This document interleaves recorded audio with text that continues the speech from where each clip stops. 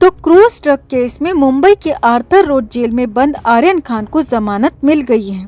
जी हां, आर्यन खान को बॉम्बे हाईकोर्ट ने जमानत दे दी है और 26 दिन की भारी भरकम मशक्कत के बाद आर्यन खान फाइनली जमानत मिलने के लायक पाए गए। मगर यहाँ भी एक बड़ा पेच फंस गया है दोस्तों, और कानून के जानकारों का कहना है कि भले ही आर्यन खान को जमानत मिल गई हो, मगर फिर भी आर्यन अभी जेल से बाहर नहीं आ पाएगा। अभी आर्यन को जेल में ही सड़ना पड़ेगा। दरअसल एनसीबी की तरफ से पेश हुए सरकारी वकील अनिल सिंह ने कोर्ट में बार बार कहा और जोर देते हुए कहा कि अगर आर्यन खान जेल से बाहर आ गया तो जरूर सबूतों से छेड़छाड़ की जाएगी। मगर शाहरुख के वकील मुकुल रोहतगी अड़े रहे कि आर्यन के पास से किसी भी तरह की बरामदगी नहीं हुई है।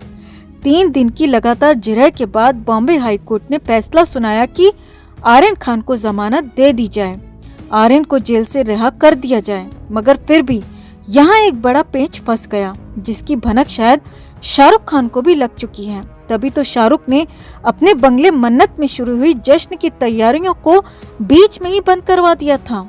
तो क्या हुआ ऐसा कि जमानत मिलने के बाद भी आर्यन को जेल से आजादी नहीं मिल पाएगी? आपको बताते हैं सब। आप भी वीडियो को लाइक और शेयर कर अपना प्यार और सपोर्ट दिखाएं और कमेंट में अपनी बात, अपनी राय जरूर रखें। तो मुंबई क्रूज ड्रग्स मामले में 28 अक्टूबर को आखिरकार शाहरुख खान के बेटे आर्यन खान को जमानत मिल ही गई। बॉम्बे हाईकोर्ट ने आर्यन को जमानत पर रिहा करने का आदेश दिया। आर्यन के साथ ही इस मामले में बंद 2 अन्य आरोपी अरबाज मर्चेंट और मुनमुन धामेचा को भी कोर्ट ने जमानत दे दी है। शाहरुख खान के वकील मुकुल रोहतगी ने कोर्ट से बाहर निकलकर खुद ये जानकारी मीडिया से शेयर की और कहा कि आर्यन खान, अरबाज मर्चेंट और मुनमुन धामेचा तीनों को ही जमानत मिल गई है। मगर वकील ने आगे जो कहा वो काफी हैरानी भरा है। वकील रोहतगी ने बताया कि कोर्ट ने हमारी दलीलों को माना और स्वीकार भी किया कि तीनों को जमानत दे दी जाए, मगर कोर्ट ने हमारी उस मांग को ठुकरा दिया जिसमें हमने जमानत पर तुरंत रिहाई की मांग की थी। कोर्ट ने उस मांग को खारिज कर दिया, जिस वजह से आर्यन खान, अरबाज मर्चेंट और मुनमुन धामेचा तीनों को अभी जेल में ही रहना पड़ेगा। जमानत मिलने के बावजूद भी तीनों को अभी आर्थर रोड जेल में ही रहना पड़ेगा। अब ऐसा क्या पेच फंस गया वो आपको बताएंगे, मगर उससे पहले देखिए कि आखिर कोर्ट में ऐसा क्या हुआ। मुकुल रोहतगी की कौन सी दलील पर तीनों को बेल मिली? तो बॉम्बे हाई कोर्ट में आर्यन खान की तरफ से वकील रोहतगी ने कहा, सबसे महत्वपूर्ण बात यह है कि कोई रिकवरी अधिकतम नहीं थी। वकील रोहतगी ने आर्यन की तरफ से कहा, मैं अरबाज के साथ गया था जिनके पास 6 ग्राम थी, जिसे एनसीबी ने साजिश के तहत कॉमर्शियल मात्रा जोड़ी है। जो 5 अन्य लोग कर रहे हैं वो मुझ पर लागू किया जा रहा है। उस जहाज पर 1300 लोग सवार थे। इस बात का कोई सबूत नहीं है कि मैं अरबाज और आरोपी नंबर 17 अजीत को जानता था। एनसीबी कह रही है कि ये संयोग नहीं है, और अगर ये संयोग नहीं है तो ये एक साजिश है। मुकुल रोहतगी ने आर्यन की तरफ से कोर्ट में कहा, यदि 2 कमरों में 2 लोग खाना खा रहे हैं तो क्या आप पूरे होटल को पकड़ लेंगे? अब इसके बाद एनसीबी की तरफ से जवाब देते हुए एएसजी अनिल सिंह ने कहा, आर्यन पिछले कुछ सालों से नियमित उपभोक्ता है और रिकॉर्ड से पता चलता है कि वो ड्रग्स उपलब्ध भी करवा रहा था और संदर्भ ड्रग्स की थोक मात्रा में और कॉमर्शियल मात्रा में है। वो ड्रग्स तस्करों के संपर्क में भी रहा है। इस पर अदालत ने पूछा कि आप किस आधार पर कह रहे हैं कि उसने कॉमर्शियल मात्रा का सौदा किया? तो एएसजी अनिल सिंह ने कहा, मैं व्हाट्सएप चैट के आधार पर ये सब कह रहा हूँ। यही नहीं, जब इन्होंने शिप को पकड़ा था तो सभी के पास मल्टीपल ड्रग मिली थी। ये संयोग तो नहीं हो सकता।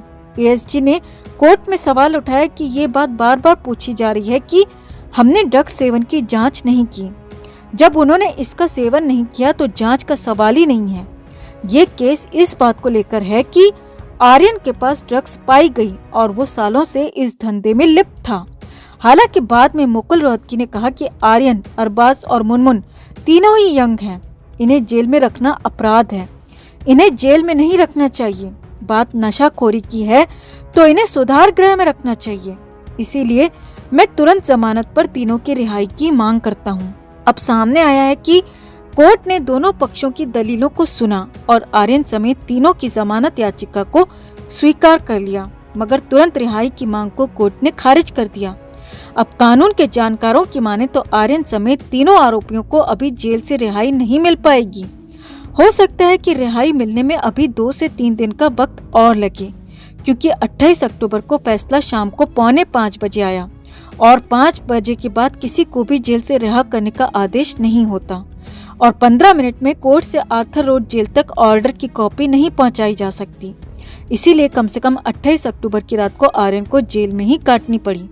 खुद वकील ने कोर्ट से बाहर आकर बताया कि जमानत स्वीकार तो हो गई है, मगर प्रोसेस काफी लंबी होती है। एक साथ 3 लोगों की प्रोसेस होगी और तीनों ही सेम केस में बंद हैं। इसीलिए कानूनी प्रक्रिया काफी लंबी हो सकती है। इसलिए हो सकता है कि आर्यन खान को जेल से निकलने के लिए अभी 2 से 3 दिन का इंतजार करना पड़े और हो ये भी सकता है कि अब रिहाई सीधे सोमवार को यानी कि 1 नवंबर को ही नसीब हो। तो खैर 26 दिन बाद शाहरुख के बेटे को जमानत मिल तो गई, मगर अभी मन्नत का राजकुमार जेल से बाहर नहीं आ पाएगा। अब खबर यह है कि शाहरुख खान के बंगले में 28 अक्टूबर की सुबह से ही आर्यन के वेलकम का जश्न शुरू हो गया था। जश्न की तैयारियां जोरों शोरों से चल रही थीं। बंगले के अंदर शानदार पार्टी की भी तैयारी की जा रही थी और सुहाना खान, जो कि अभी भारत से बाहर है, वो भी अपने परिवार के पास लौटने वाली थी। मगर फिलहाल मन्नत में जश्न की तैयारियों को रुकवा दिया गया और शाहरुख के साफ निर्देश हैं कि जब तक आर्यन जेल से बाहर कदम नहीं रख लेता तब तक किसी भी तरह की तैयारी नहीं की जाएगी। यानी कि कहीं न कहीं डर तो शाहरुख खान के मन में भी है दोस्तों। शाहरुख को डर है कि आर्यन की जमानत में कोई बड़ा कानूनी पेच न फंस जाए। फिलहाल 28 अक्टूबर की रात तो आर्यन ने जेल में ही काटी और आर्यन को अब जेल से रिहाई कब मिलती है ये अभी साफ नहीं कहा जा सकता।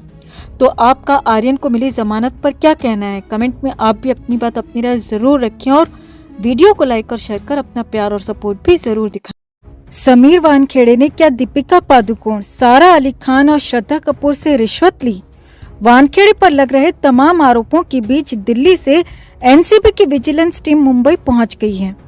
टीम ने 25 करोड़ की रिश्वत के मामले में जांच भी शुरू कर दी है। टीम ने आरोप लगाने वाले क्रूज ड्रग मामले के गवाह प्रभाकर सैल और समीर वानखेड़े का बयान दर्ज कर लिया है। इस बीच महाराष्ट्र के मंत्री नवाब मलिक लगातार ये आरोप लगा रहे हैं कि समीर वानखेड़े जानबूझकर बॉलीवुड स्टार्स के खिलाफ मुहिम चला रहे हैं।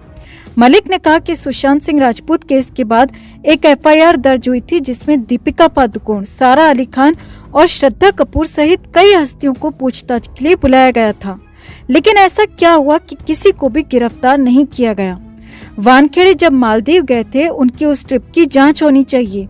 मलिक बार बार यही इशारा कर रहे हैं कि वानखेड़े पहले एक्टर्स को फंसाते हैं और फिर उनसे वसूली करते हैं।